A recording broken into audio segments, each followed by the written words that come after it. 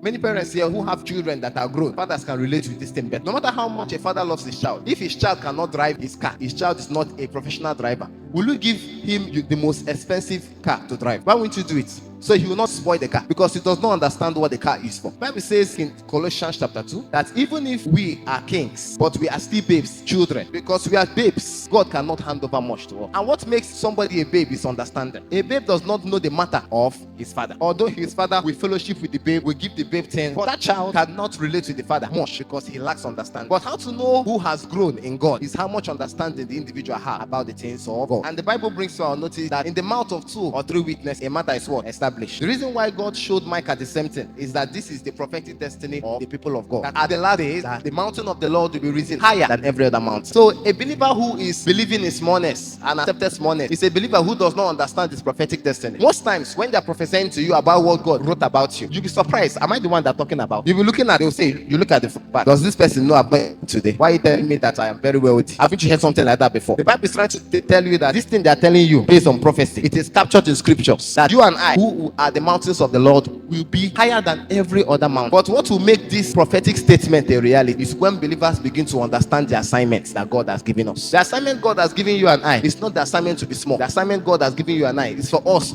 to be in the hem of the affairs. What God is trying to bring to you and I is that if you can agree and follow the prophetic destiny that I have for you, that each and every one of us here are marked for greatness. So when we contend in spiritual warfare, we are not contending based on ambition. We are contending based on prophecy. If the church begins to contend to produce the governors and the presidents of Nigeria, we are not being ambitious. It is what? Captured in prophecy. That the mountain of the Lord will be risen higher than every other mountain. That is our prophetic destiny as a church. But the believers don't understand.